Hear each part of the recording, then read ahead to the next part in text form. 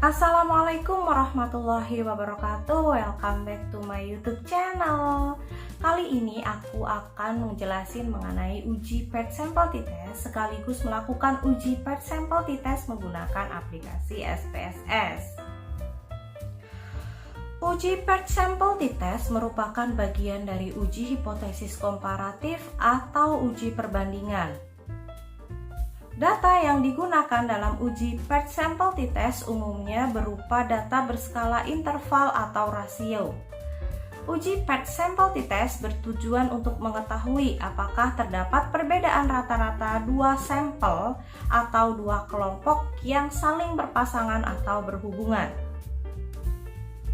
Sementara itu, jika penelitian yang kita lakukan bertujuan untuk mengetahui perbedaan rata-rata dua sampel yang tidak berpasangan, maka pengujian hipotesis menggunakan uji Independent Sample T-Test. Uji PET Sample T-Test merupakan bagian dari analisis statistik parametrik.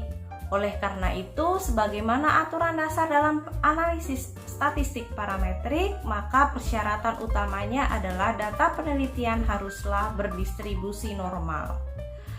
Untuk mengetahui apakah data yang kita pakai dalam pengujian PET Sample T-Test ini berdistribusi normal atau tidak, tentunya kita perlu melakukan uji normalitas terlebih dahulu.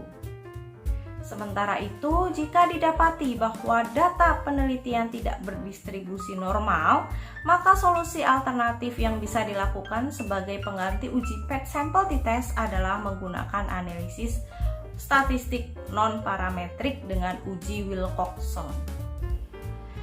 Sedangkan untuk varian data dalam uji PET Sample T-Test ini boleh homogen atau boleh tidak homogen. Hal tersebut bukanlah merupakan permasalahan.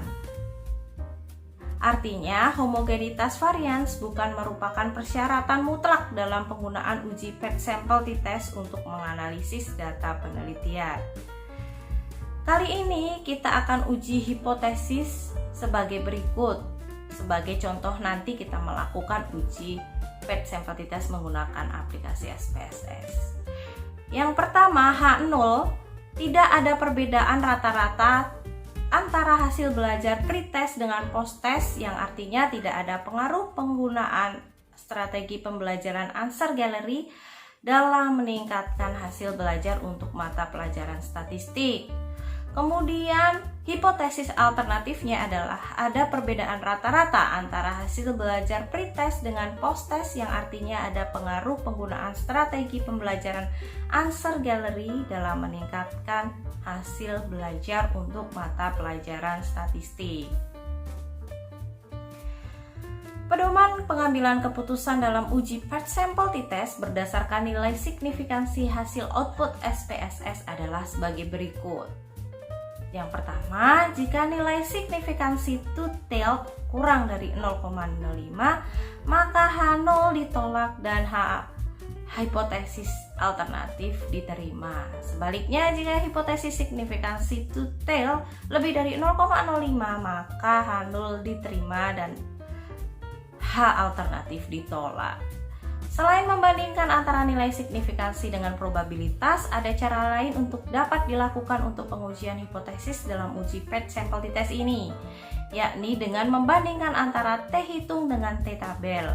Adapun pedoman atau dasar pengambilan keputusan adalah sebagai berikut. Yang pertama, jika nilai T-hitung lebih besar dari T-tabel, maka hipotesis 0 ditolak dan hipotesis alternatif diterima. Sebaliknya, jika nilai T-hitung kurang dari T-tabel, maka hipotesis 0 diterima dan hipotesis alternatif ditolak. Oke, langsung saja kita akan melakukan uji PET Sample T-Test menggunakan aplikasi SPSS. Hal-hal yang perlu kita persiapkan adalah rekap data, kemudian aplikasi SPSS, dan juga tabel T atau tabel distribusi T.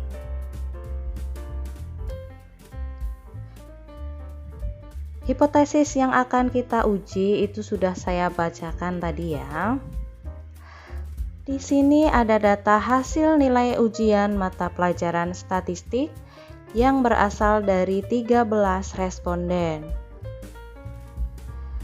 Pretest ini adalah hasil nilai ujian mata pelajaran statistik sebelum diberlakukannya answer gallery, dan post-test ini adalah hasil nilai ujian mata pelajaran statistik setelah diberlakukannya answer gallery. Kemudian kita klik variabel view pada aplikasi SPSS. Kita tuliskan pada kolom name pretest.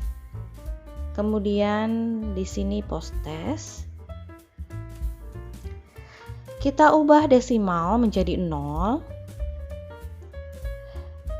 Kita tuliskan labelnya sesuai dengan keinginan.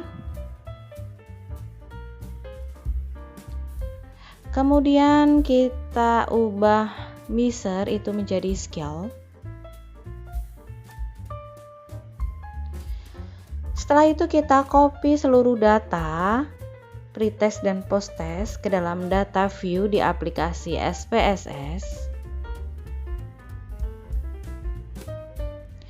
Klik analyze, compare means, kemudian klik paired sample t-test. Kita pindahkan pretest ke dalam variabel 1 dan post-test ke dalam variabel 2. Klik option. Confidence interval percentage-nya adalah 95%. Klik continue. Oke.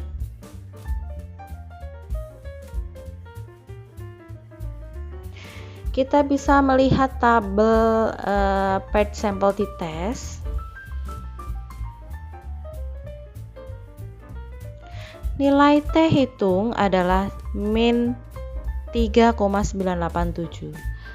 Tapi tetap bermakna positif ya, walaupun tandanya negatif.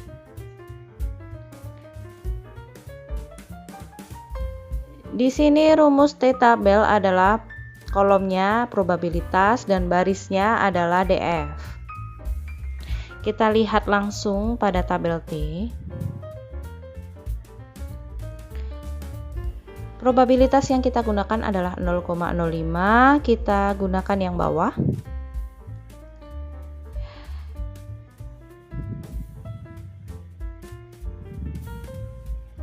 Kemudian DF-nya adalah 12. Jadi kita pertemukan ya antara 0,05 dan 12.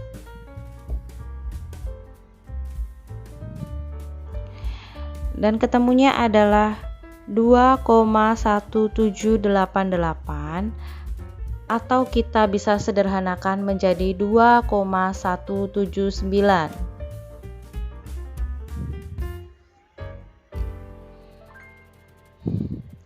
Nilai signifikansi adalah 0,002 dan probabilitas adalah 0,05.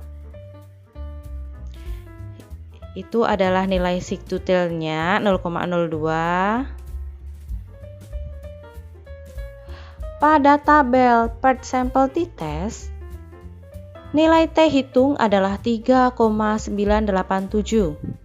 Mempunyai nilai lebih besar dari T tabel atau 2,179, dan nilai signifikansi adalah 0,002, mempunyai nilai kurang dari 0,05.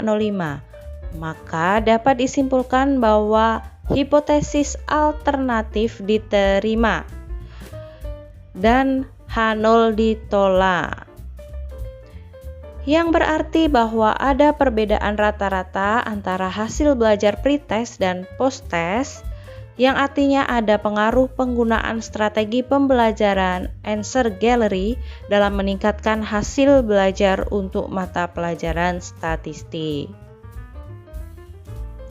Oke, demikianlah penjelasan dari saya. Semoga bermanfaat. Wassalamualaikum warahmatullahi wabarakatuh.